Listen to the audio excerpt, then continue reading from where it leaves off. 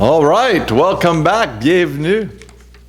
Et on va continuer notre étude sur les fondamentaux, la séparation, la suite de la séparation. Ça va être notre dernière leçon. Et pour commencer, on va chanter « Lis ta Bible et prie chaque jour ». Je vous l'ai dit la semaine passée, si vous chantez le cantique, vous savez de tout votre cœur, vous le partagez dans votre foyer, mais là, j'ai entendu que vous l'avez partagé, chanté, vous la connaissez très bien. Amen? Donc là, maintenant, vous allez graduer un autre cantique. Lis ta Bible, prie chaque jour. Lis ta Bible, prie chaque jour, prie chaque jour, prie chaque jour. Lis ta Bible, prie chaque jour, si tu veux grandir. Si tu veux grandir, si tu veux grandir, lis ta Bible, prie chaque jour, si tu veux grandir. Yes, amen. All right, ça c'est le deuxième cantique qu'il faut chanter dans votre foyer et avec vos amis. Ce serait plaisant, les amis vont vous trouver drôle un peu, mais c'est correct. On va continuer sur la séparation. Maintenant, la séparation dans le partenariat, soit dans les relations, quoi que ce soit. 2 Corinthiens 6, 14, ici, on parle de « Ne vous mettez pas sous un même joug avec les infidèles. Car qu'y a-t-il de commun entre la justice et l'iniquité? Et quelle union entre la lumière et les ténèbres. » Donc, ça s'applique dans toutes les relations de prendre la lumière, un enfant de Dieu, Christ, et quelqu'un qui est dans les ténèbres. Donc, tu ne peux pas avoir une union puis une relation entre les deux. Et c'est ça qui arrive souvent dans des relations, malheureusement. Jeune homme, jeune fille ne pensent pas, ils vont s'engager, ils vont se marier avec quelqu'un complètement qui est infidèle, qui ne croit pas en Dieu, mais ils vont dire « Pasteur, il m'a dit ou elle m'a dit, si je la marie, ou qui vont venir à l'Église, qui vont s'engager avec Christ. » Moi, je leur dis simplement « Attendez qu'ils s'engagent à Christ. » Et par la suite, vous pouvez le considérer. Mais faisons les choses dans la bonne ordre. La Bible dit, un fidèle, infidèle, que la lumière et la ténèbre ne viennent pas ensemble. C'est simple. On encourage les jeunes filles, les jeunes hommes, les hommes et les femmes, qu'ils soient chrétiens, et pas seulement chrétiens, mais qu'ils soient fidèles à leur Seigneur, avant de considérer le mariage. Parce que la beauté d'une union, de le mariage entre deux personnes, c'est que les deux personnes se concentrent sur Jésus-Christ. Amen. Et le plus qu'ils se concentrent sur lui, Dieu les emmène. Mais souvent, les relations sont ici, commencent ici. Puis, ils ne savent pas qu'est-ce qu'ils croient. Ils ne savent pas la direction de la vie. Ils n'ont pas de relation avec Dieu. Ils ne connaissent pas la Bible. Et ça commence d'une façon prémature, et le résultat, bien sûr, vous le savez. Aujourd'hui, plus que 3 sur 4 de divorce, 75% de divorce aujourd'hui dans le mariage. Peut-être c'est le temps qu'on écoute à ceux qui nous ont élevés, les parents. Demander la permission des parents, c'est bien. Dans notre culture, c'est ça, pasteur. C'est bien. Mais également, vous avez qu'est-ce que Dieu nous enseigne. Une union doit se faire entre l'homme et la femme qui ont le seul but de servir leur Dieu, des chrétiens. Donc, séparation est très important au niveau de l'union du mariage ou les partenariats, les relations. C'est dans le mariage que nous voyons l'importance d'appliquer ce principe ici. On peut l'appliquer. Un chrétien qui fréquente une personne non sauvée ne se conforme pas aux Écritures. C'est un péché pour une personne chrétienne de marier une personne non sauvée. Avant de vous marier, priez, demandez à Dieu qu'il vous guide dans le choix d'un partenaire, puis cherchez la réponse de Dieu à travers des Écritures, à travers l'Église. On veut. C'est une décision, le mariage. Le mariage est pour la vie, selon les Écritures. C'est une seule chair entre l'homme et Dieu. Donc, dites, pasteur, j'ai passé à travers d'un divorce. Tu sais, la vie n'est pas finie du tout. Apprenez pour prendre des bonnes décisions dans le futur. Apprenez les principes. Pas tout le monde a eu l'opportunité, donc c'est le temps de recommencer de bonne façon et de savoir la volonté de Dieu pour nous. Donc, on a la séparation de la partenariat, on a la séparation dans le monde religieux. Nous vivons dans un ère économique. On va dire où que le monde dit on peut tout venir ensemble, en dessous d'une seule religion. Si la religion serait la parole de Dieu, ça serait une chose, mais ce n'est pas le cas. On accepte toutes choses parce qu'on a tous le même Dieu. Avez-vous déjà entendu ça? On a tous le même Dieu, mais on y va des différentes façons à notre Dieu. Mais c'est tout le même Dieu qu'ils disent. Le problème, c'est que Jésus-Christ dit que c'est moi la vie. C'est moi le chemin et c'est moi la vérité. Et nul ne peut aller au Père, à Dieu, que par moi. Il y a un chemin qui est étroit, les amis. Et Dieu l'a déjà essayé. C'est par mon Fils Jésus-Christ. Il n'a pas d'autre.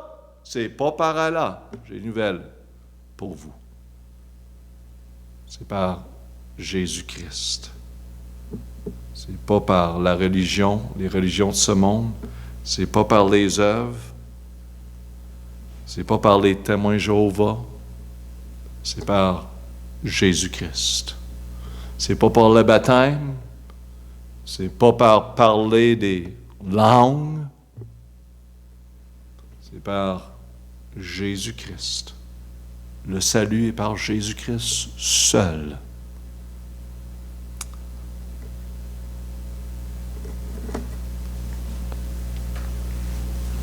La Bible dit dans Éphésiens 5:11, « Ne prenez aucune part aux œuvres infractueuses des ténèbres, mais bien plutôt condamnez-les. » La Bible nous dit de ne prenez et l'espace à remplir aucune part aux œuvres et le grand mot infructueuse de ténèbres. Vous savez que infructueuse veut dire impuissant, inefficace, inopérant, inutile, stérile, vain. Mes amis, il y a tellement de choses infructueuses parmi la religion. La Bible en parle que c'est des choses ténèbres, noires, qui n'ont aucune puissance en arrière d'eux, qui sont inefficaces. C'est une perte de temps. Ça n'a rien à faire avec notre Seigneur. Et le monde continue de s'engager dans des choses comme ceci. Amos 3:3, la Bible nous dit, « Deux hommes marchent-ils ensemble sans en être convenus? » Donc, l'espace à remplir, convenu. Comment que deux personnes? Comment qu'on peut amener tout le monde ensemble puis dire, regarde, tu as ta religion, tu as tes façons, tu as ci, tu as ça, qui sont différents que ce qu'on croit dans la parole de Dieu, puis venons ensemble. Tu sais, moi, il y a des différentes églises, et je vais respecter les églises, mais je ne commencerai pas à me croiser et rencontrer régulièrement avec les leaders de d'autres églises pour devenir devenir un ensemble quand les doctrines qui sont vraiment claires sont différentes à ces sujets? Non. Et pour ceux de vous, peut-être, qui fréquentent des différentes églises, que vous savez qui ne prêchent pas la parole de Dieu du tout, la personne en avant, c'est un vrai clown, c'est pas un pasteur. Sortez de là, mes amis. Sortez de là. Vous savez la vérité. Et priez que le Seigneur élève des églises, bâtisse une église, amen, dans vos régions. Le Seigneur va le faire.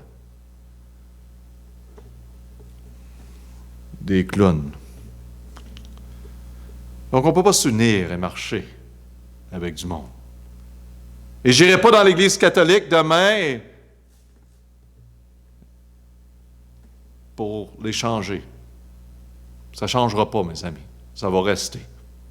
Mais on peut aider les personnes, sortir de des endroits comme cela. Sortir dans des mouvements, dans des sectes. Vous savez, des sectes, là, ce n'est pas juste des mouvements qui sont vraiment en contradiction.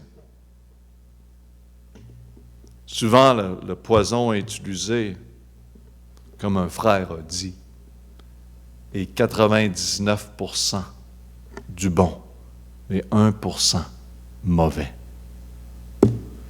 Donc souvent, les églises, mouvements qui utilisent la parole de Dieu, qui vont dire que ceci est la parole de Dieu, mais qui ne prennent pas le temps de vraiment regarder le contexte des versets. Et vous le savez, parce que vous êtes des étudiants de la parole de Dieu. Vous avez entendu, et vous voyez vous-même, pas seulement vous l'entendez de cette Église-là, mais vous voyez, vous songez les Écritures vous-même, vous voyez les versets, et vous le savez. Il faut se séparer de ces choses. Donc, Amos s'est dit, comment qu'on peut marcher ensemble quand on n'est pas en accord du tout sur ces choses principales? La lettre C, 2 Jean 9, 10. Quiconque est transgresseur et ne demeure pas dans la doctrine de Christ n'a point Dieu. Celui qui demeure dans la doctrine de Christ a le Père et le Fils. Si quelqu'un vient à vous et n'apporte point cette doctrine, ne le recevez point dans votre maison et ne le saluez point. Wow, c'est direct. Donc, ça parle ici à tous ceux, de rien à faire avec ceux qui ne sont pas dans la doctrine de Christ. Et la doctrine de Christ encore, c'est les principes, les doctrines majeures de la parole de Dieu que notre Seigneur Jésus-Christ enseigne.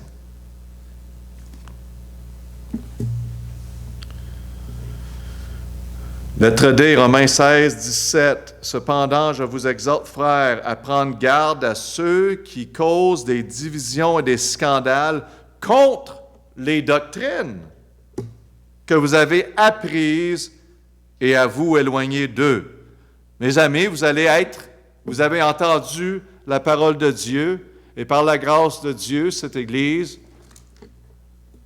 on désire vous enseigner la parole de Dieu pour votre bien. C'est pur, c'est sincère, et on veut montrer les versets. Et il va y avoir des personnes qui vont venir vous dire, c'est pas la vérité. Et j'espère, par la grâce de Dieu, que vous dites, bon, laisse-moi regarder, laisse-moi vous revenir là-dessus. Puis soyez convaincus vous-même par les Écritures, et corrigez-les, et reprenez-les par les Écritures. La Bible parle de s'éloigner. 3 excuses que les chrétiens utilisent souvent pour ne pas vivre une vie séparée. Un autre point majeur dans la séparation. Un point, c'est d'autres chrétiens n'ont pas vos normes. Donc ça, c'est la raison. Pasteur, tu es en train d'enseigner une certaine norme biblique, mais tu sais, il y a plusieurs chrétiens qui ne croient pas de la même façon. C'est correct. Mais vous, soyez convaincus vous-même, n'est-ce pas? Il est vrai que plusieurs chrétiens ne voient rien de mal à certaines choses. Peut-être qu'ils sont ignorants, ils n'ont pas eu l'enseignement.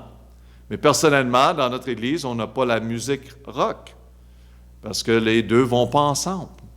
La musique spirituelle et le rock ne vont pas ensemble. On n'est pas ici pour s'atouiller les oreilles des personnes. Le monde qui sort de ce mouvement-là ou cette musique-là viennent à l'Église puis entendent la même chose. C'est pas ça. Dans l'Ancien Testament, le Nouveau Testament, on parle de la musique spirituelle, mélodie. Donc, qui touche le cœur au lieu de faire bouger le corps. Hein? Tu vois, la musique de ce monde va élever le rythme. Hein? Boum, boum. Et tu peux entendre les paroles un petit peu. Et la musique spirituelle élève l'esprit. L'esprit vers Dieu. Et c'est ça. C'est un bon sujet à rentrer, mais on voit ces choses, on voit des façons modernes dans les églises. Tu sais, je ne veux pas avoir Le but de l'Église, c'est pas devenir comme le monde afin d'apporter le monde à l'Église. OK? Il y a des églises qui ont des... C'est comme être dans un cinéma. Il y a toutes sortes de choses, et en tout cas, il y a des spectacles qui font, des performances qui font, et qui vont avoir un peu de prêche à travers. Donc, voyez-vous l'emphase pour attirer le monde, vraiment doit être la parole de Dieu. Et souvent, les églises ne toucheront pas les sujets qui savent qui sont des péchés, des choses, afin de ne pas décourager le monde de revenir à l'Église. Mes amis, il faut prêcher la vérité. On peut le faire avec grâce, n'est-ce pas? On peut faire de bonne façon, bon esprit, bien sûr. On est là pour prêcher la parole de Dieu, pas la diluer. C'est là qu'on est rendu dans les églises, malheureusement.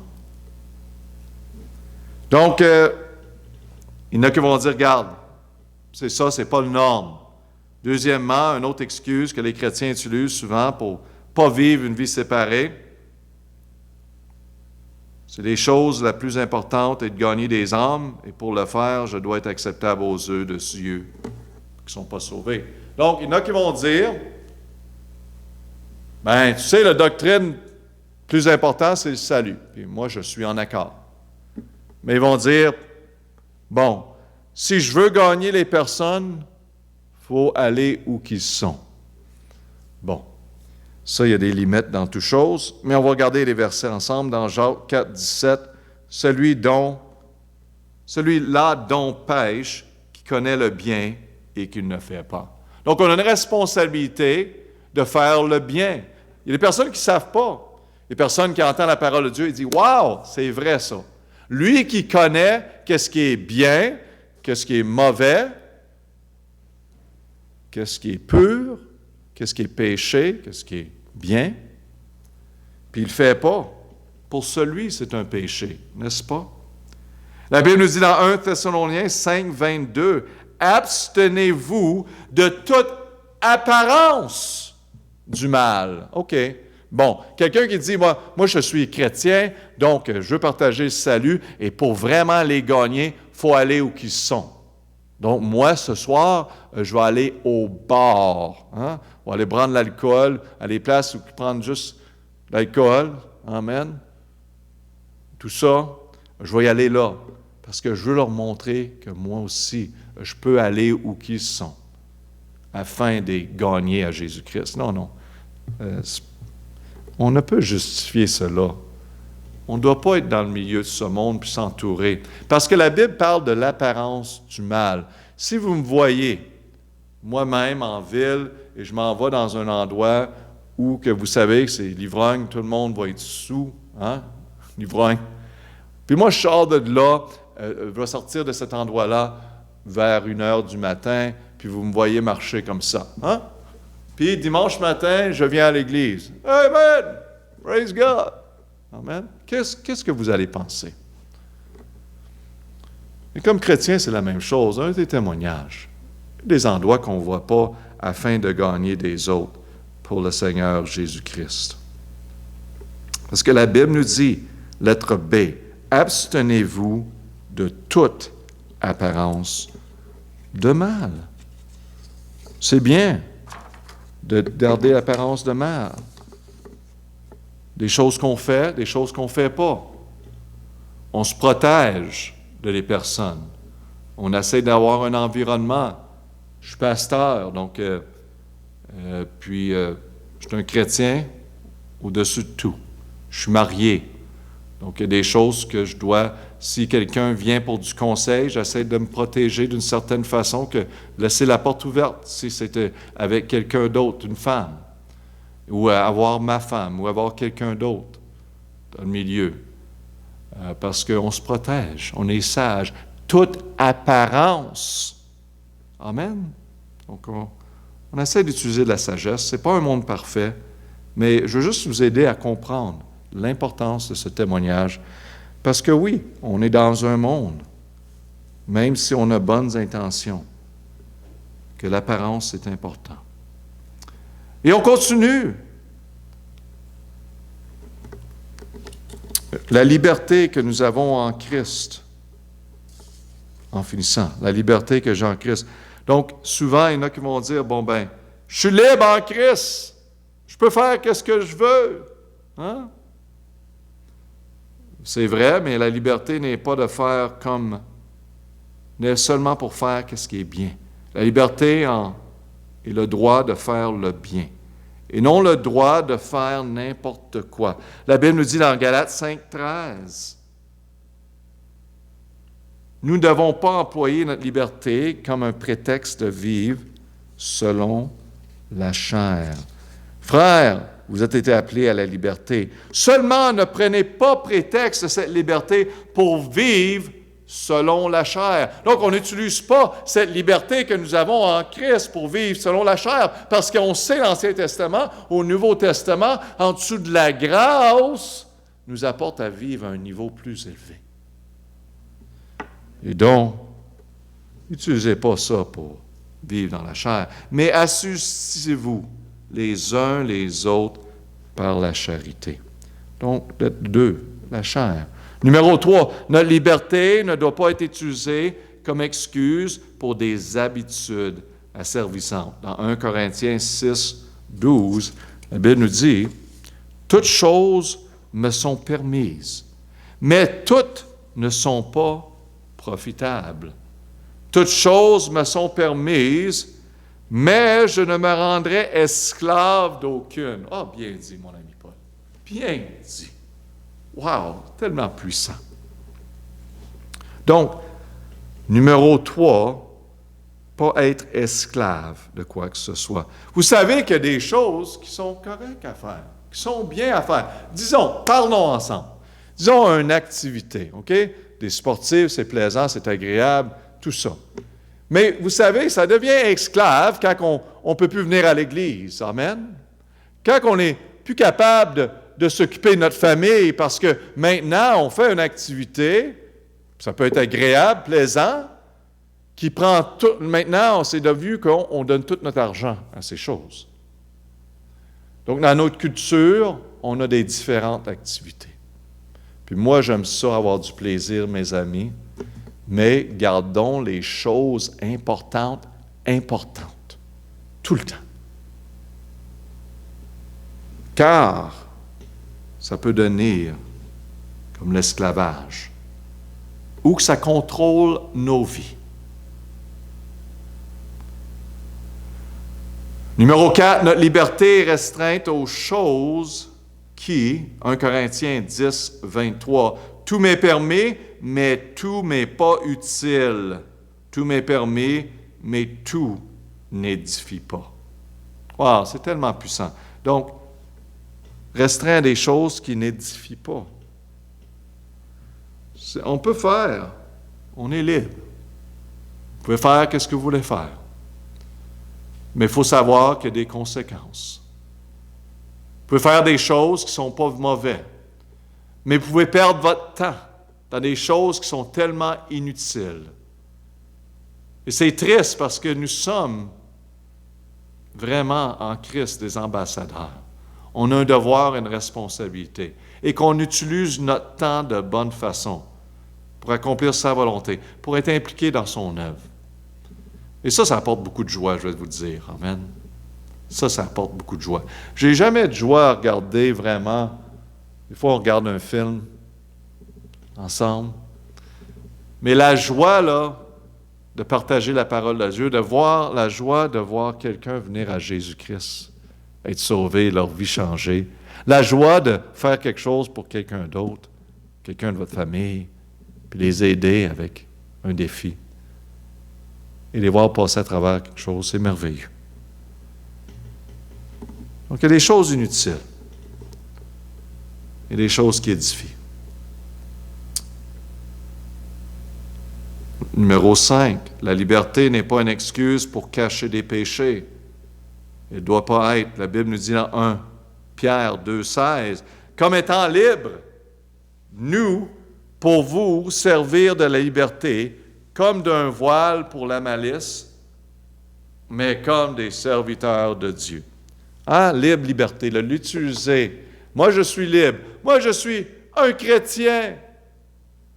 Donc, garde, je vais faire ce que je veux faire. C'est comme un président, puis un jeune homme, jeune fille, son fils, parce que son père est position d'autorité, le jeune va en profiter. Ah, moi, je peux faire ce que je veux, parce que garde qui je suis, hein? À qui j'appartiens. Ça me donne la liberté. Non, la Bible dit c'est péché, c'est mauvais d'utiliser notre vie de cette façon. On est un chrétien, on est des ambassadeurs, on a un témoignage, on doit glorifier Dieu et non de servir de cette merveilleuse liberté. Vraiment, c'est pour courir, partager, pour aider un outil dans la main de Dieu et non pour une licence et un permis de péché. 1 Corinthiens 8, 9, notre liberté chrétienne ne doit pas être prenez garde que cette liberté que vous avez ne soit un scandale aux faibles. Donc, il y a des chrétiens, des fois, qui ne sont pas ou ils ne pensent pas exactement de la même façon. On est là pour aider le monde. Il y en a qui vont dire, bon, on ne mange pas de viande. Tu sais, on n'est pas là pour essayer d'offenser. On peut enseigner sur ces sujets-là, bien sûr. Mais il y en a qui ont de la misère avec certaines choses. Il y en a qui vont penser qu'au niveau de la séparation, qu'on doit se séparer encore plus. OK. Le problème, c'est quand ils commencent à imposer toutes les choses sur les autres personnes qui ne sont pas claires dans les Écritures. Mais il faut faire attention, surtout vers les faibles, surtout vers les nouvelles personnes qui viennent, et de comprendre un petit peu. Ils vont dire, « Hey, moi, pasteur, je comprends, tu prêches là-dessus, mais moi, je ne suis pas là. » OK, c'est bien. Merci de me dire, merci de venir à l'Église. Gloire à Dieu. Prier pour toi et t'encourager dans le Seigneur. Je ne suis pas là pour les... Hein? Parce que moi aussi, je suis là. La sanctification, c'est un procès, mes amis. Et en finissant, les principes pour vivre une vie séparée. Il y a plusieurs activités particulièrement qui ne sont pas nommées spécifiquement dans la Bible, telles que fumer de la drogue, cigarettes, toutes sortes de différentes activités, la façon de l'habillement aussi, d'être modeste. On en parle dans les Écritures également, des sujets qui sont importants. Mais voici quelques principes à référence qui pourront être utilisés en cas de doute. Est-ce conforme aux Écritures, premièrement?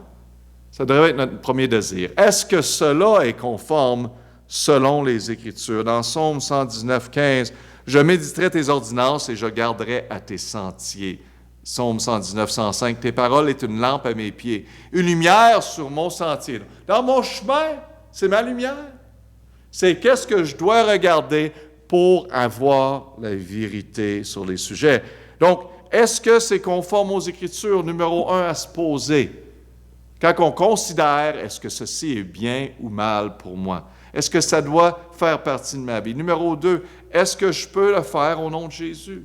Est-ce que je peux faire partie de cela au nom de Jésus? Ou j'aurais honte. Colossiens 3, 17. Et quoi que vous faisiez en parole et en œuvre, faites tout au nom du Seigneur Jésus, rendant grâce par lui en Dieu le Père. Donc ça, c'est bon pour savoir, est-ce que je peux le faire au nom de Jésus, pour sa gloire. Lettre C, est-ce que mon attitude peut être un obstacle pour le salut et la croissance spirituelle des autres? La Bible parle, dans Romains 14, 21, il est convenable de ne point manger de chair, de ne point boire du vin, s'abstenir de tout ce qui peut faire broncher ton frère ou le scandaliser ou l'affaiblir. Donc, des fois, certaines activités, certaines choses qu'on fait, on ne voit pas un problème, mais parfois, c'est pour un frère qui a de la misère dans certaines choses, peut-être pas une bonne chose. Donc, tu sais, notre attitude, notre esprit est très important là-dedans. Des fois, on ne voit pas quelque chose de mauvais dans ça. Donc, disons que quelqu'un dit « Ah, ben moi, aujourd'hui, tu sais, j'ai vraiment des engagements, je ne peux pas venir à l'église. » Peut-être pour vous, honnêtement, c'est ça, c'est quelque chose qui arrive, puis vous allez être de retour la semaine prochaine, n'est-ce pas? C'est ça, vous avez un engagement, quelque chose qui est très important, puis je comprends. Mais pour un autre frère, là, quand il vous voit faire cela, il peut dire, bon, c'est pas si important que ça. Ou que c'est une activité que vous faites, un endroit que vous allez, quelque chose que vous dites. Donc, soyez sensibles à ces choses. Et lettre D, est-ce que j'ai des doutes à ce sujet? Un vieux dicton dit, dans le tout, abstiens-toi. Dans le doute, abstiens-toi. Quand tu n'es pas certain, ne le fais pas. Dans Romains 14, 22, 23, soit as-tu cette foi, garde-la en toi, même devant Dieu. Heureux celui qui ne condamne point lui-même dans ce qu'il approuve, mais celui qui doute au sujet d'un aliment est condamné s'il en mange, parce qu'il ne mange pas avec foi, et tous ceux qui ne l'ont fait pas avec foi est un péché. Alors, c'est assez direct dans les Écritures. Mais voyez-vous que on ne veut pas enlever l'emphase sur les choses importantes. Donc, si quelqu'un a vraiment un problème avec quelque chose qu'on dit que nous autres est très mineur, qui ne nous affectera pas vraiment, mais si ça le trouble, là, des fois, c'est juste de s'humilier et de dire, OK, je respecte cela. Parce que c'est vraiment pas un compromis à les Écritures. C'est souvent un compromis à notre orgueil. Hein? Et dire, regarde, il n'y a pas vraiment un problème. Bon, oui, je comprends. Je vais respecter cela. On est là pour vraiment démontrer Jésus-Christ. Donc ici, lettre D, l'espace à remplir, c'est « Dites que les doutes est une manque de foi, ce qui est, verset 23, péché. » Péché à la personne qui ne peut pas le faire par la foi. Et en finissant ici, est-ce que je veux faire serait acceptable pour le Seigneur? Est-ce que la chose que je vais faire est acceptable au Seigneur Jésus-Christ? Ça, c'est une bonne question à se demander. Éphésiens 5, 10, la Bible dit « Examinez ce qui est agréable du Seigneur. » Simplement examiner. Est-ce que je peux faire ceci, aller cela, dire ceci, et c'est acceptable par mon Seigneur? Question à se demander, est-ce que je peux amener le Seigneur Jésus à cet endroit? Voudrait-il avec moi? Est-ce qu'il ferait-il? Donc, c'est bon de se poser des questions là, dans le moment de doute, à travers des choses, des activités. Et garde Ce n'est pas de compliquer la vie, c'est juste de nous aider à vivre une vie mise à part pour le Seigneur, où que l'emphase est mise vraiment sur lui. C'est ça que c'est à propos, qu'on peut un outil dans sa main. Et comme 1 Thessaloniciens 5, 22 dit au niveau de la séparation, abstenez-vous de toute apparence de mal. Amen. On n'est pas sauvé par notre sanctification. On est sauvé quand nous sommes justifiés. On est sanctifié, mis à part pour la gloire de Dieu. C'est tout. Ça ne nous fait pas meilleur que les autres. Amen. On veut être des outils. On veut vivre selon les Écritures. On va prier, Père éternel, merci pour cette parole et cette parole qui est assez directe dans les Écritures au sujet de tout aspect de la séparation. On prie, Père, qu'on s'évalue nous-mêmes et on regarde à nos propres vies, nos yeux, nos cœurs, tous les aspects de nos vies, nos activités, nos amitiés. On est le temple de Dieu. Wow! C'est incroyable que Dieu, tu habites en nous. On ne s'appartient pas. Notre propriétaire, c'est toi. Aide-nous, Père, à vraiment vivre comme nous sommes, un enfant de Dieu, et le Saint-Esprit de Dieu en nous. Bénis ta parole dans nos cœurs. Sois glorifié au nom de Jésus. Amen. Amen.